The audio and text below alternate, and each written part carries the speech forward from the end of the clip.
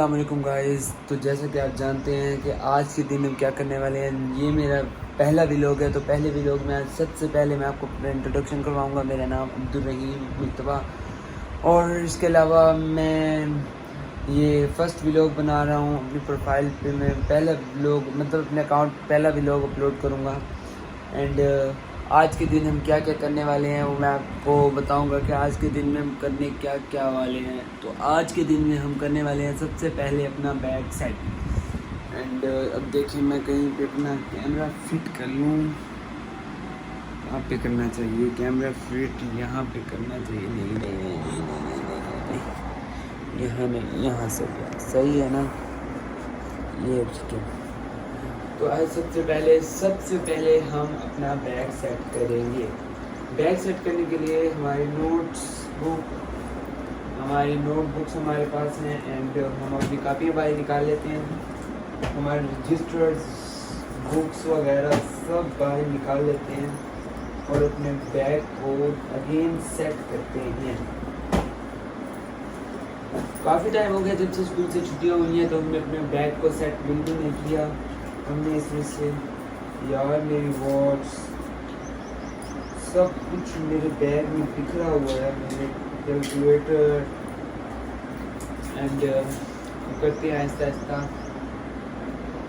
तो सबसे पहले हम अपने मेरे इस्लामियात की नोट्स, ये मैंने इस्लामिक का वर्क कंप्लीट कर लिया है। समर वेकेशन का वर्क भी मैंने याद भी कर लिया है, उर्दू का भी कर लिया है, इंग्लिश का काम लिख भी लिया है और याद भी कर लिया है। अब इंशाल्लाह उनको सिर्फ सेट करने पड़ेंगे। बाकी रही जनरल साइंस की बात, तो जनरल साइंस के 5 चैप्टर थे जो हमने करने थे। 5 चैप्टर मैंने 5 चैप्टर में से 4 चैप्टर कर लिए हैं और 5वां मुझे याद कर लिया, लेकिन मैंने 5वां लिख लिया है।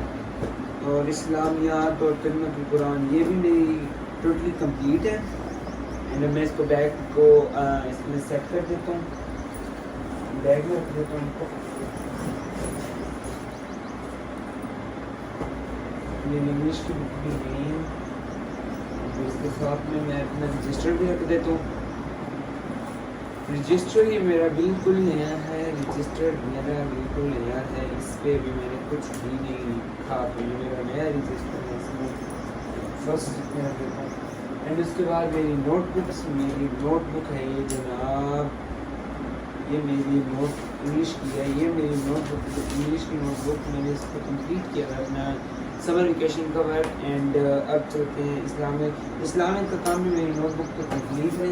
एंड ये मेरी नोटबुक है जो मुझे प्राइस में मिली थी, स्पीच कंपटीशन में मिली थी ये।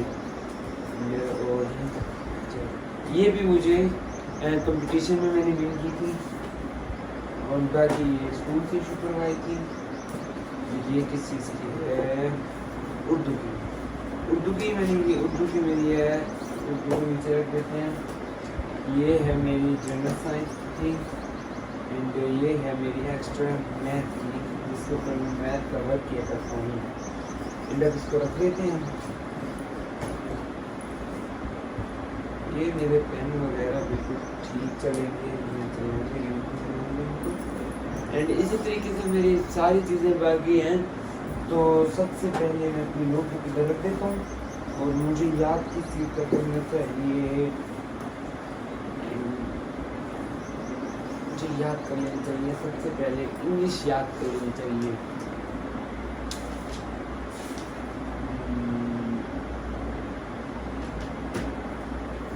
गाइस थोड़ा सा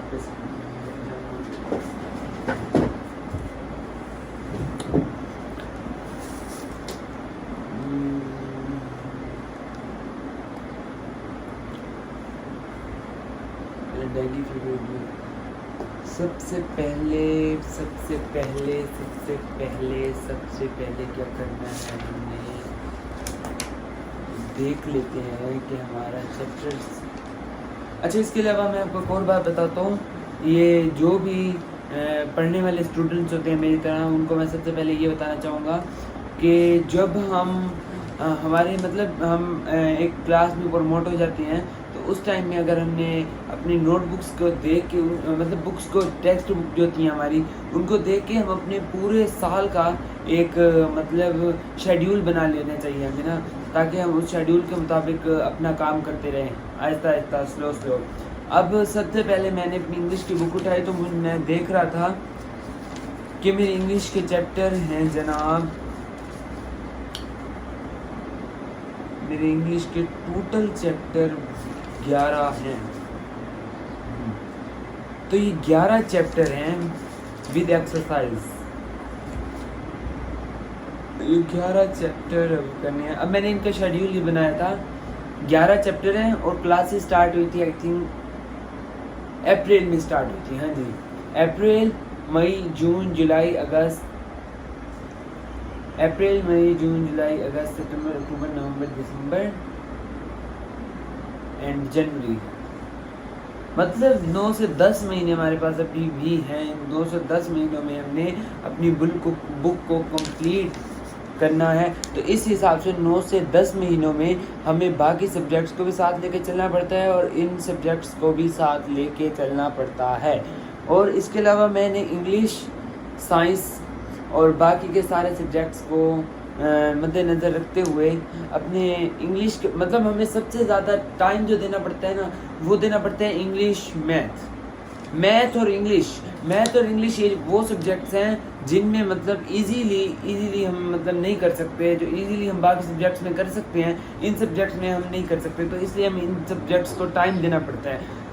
तो टाइम के मुताबिक अगर हम डेली भी हम 2 घंटे इंग्लिश को एंड 4 घंटे मैथ्स को दें, मैथ्स को 4 घंटे क्योंकि मैथ्स थोड़ी टफ है, और इंग्लिश को 2 घंटे दें, तो हम पूरे साल में मतलब पूरे टाइम में इस पीरियड में मतलब इस क्लास में हम ये बुक कंप्लीट कर सकते हैं। वो भी अगर हम डेली बेसिस पे साथ करते रहें।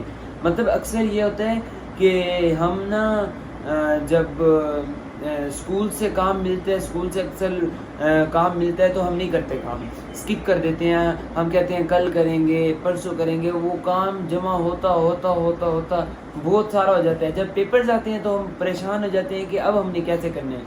तो जो काम हम एक दिन में मतलब पूरे साल में नहीं कर सके, जितने पूरे टाइम में नहीं कर सके, तो हम एक रात में, 1 घंटे में, 1 दिन में या 1 मिनट पेपर से पहले क्या कर सकेंगे। इसलिए साथ करें और इजीली अपने पेपर हम अच्छे दे सकते हैं साथ करने से। तो ये था जनाब मेरा इंग्लिश का जो मैंने आपको बताया था। अब इंग्लिश की जैसे कि हमें काम मिला था, 7 चैप्टर मिले थे हमें, वो पॉइंट तक था 7 चैप्टर हमें मिले थे इंग्लिश के। और अब 7 चैप्टर्स जो मिल गए उनमें से मैंने 7 चैप्टर कर लिए हैं, बल्कि आगे 8वां चैप्टर भी मैंने दरमियान में शामिल कर लिया है। क्योंकि जब स्कूल जाते हैं ना तो अब मैं सोच रहा हूँ, अभी भी मेरे पास 30 मतलब 1 महीना मेरे पास हो रहा है, पड़ा हुआ है।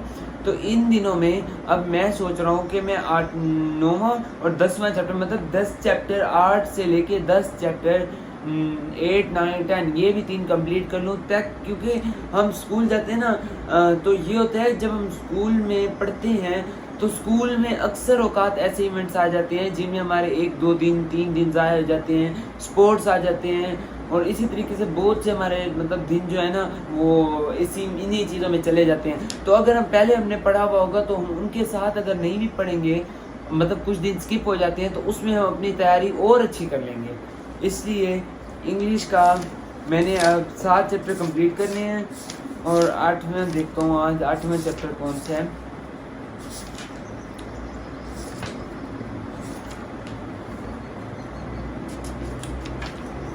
आठवां चैप्टर है द इम्पैक्ट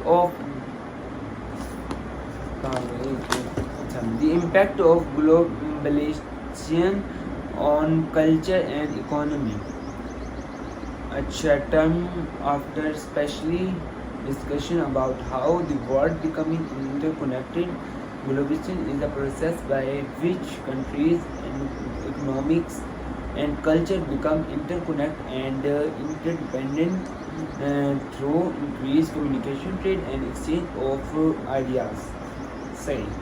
तो ये चैप्टर है इम्पैक्ट ऑफ ग्लोबेशन ब्लॉक एंड देखते हैं एक्सरसाइज में। इसकी एक्सरसाइज में हमने करना ये है कि हम इसके मैं अब ये सोच रहा हूँ जिस तरह मैंने अपने पिछले पूरे मतलब वो चैप्टर्स को ना कवर किए हैं ना, इसी हिसाब से मुझे आगे भी करना पड़ेगा। तो जो मैंने पता क्या किया है, मैंने स्टार्ट में अपने चैप्टर से जो मुझे ना वर्ड ज़्यादा मुश्किल लग रहे थे तो उनको मैंने अंडरलाइन किया है। मैं आपको दिखा भी सकता हूँ।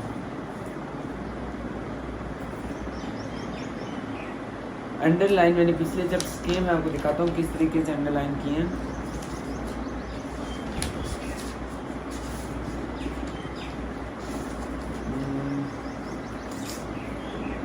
मतलब मैं आपको करके दिखा देता हूँ।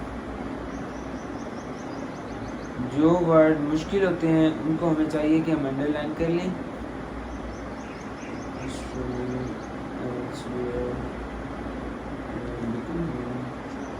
ये देखो, जहाँ भी आपको कोई लफ्ज़ मुश्किल लगते हैं तो यहाँ पे मैंने अंडरलाइन कर लिए हैं। मुझे मुश्किल लग रहा था इंटरकनेक्टेड मतलब पढ़ने में, तो उसको मैंने अंडरलाइन कर लिया ताकि मैं बाद में जब भी पढ़ूँ तो फिर मुझे याद रह जाए कि ये लफ्ज़ मुझे नहीं आता, तो अब मैंने इसको अच्छे तरीके से पढ़ना है। तो इस हिसाब से मैंने किया। आगे अप्रिशिएट दिस यूनिवर्सिटी चलें। एंड इसी तरीके से मैं डेली इंशाल्लाह अपना एक व्लॉग अपलोड करता रहूँगा। एंड इसी हिसाब से मतलब इंशाल्लाह मैं 9th के एनुअल बोर्ड तक अपना काम कम्प्लीटली ना कर लूँगा, मतलब कम्प्लीटली अपनी बुक्स रेडी कर लूँगा और इंशाल्लाह बोर्ड में टॉप करूँगा। या अल्लाह मुझे बोर्ड में पोजीशन अता करना, आमीन। और तब तक के लिए आप सबसे अल्लाह हाफिज़।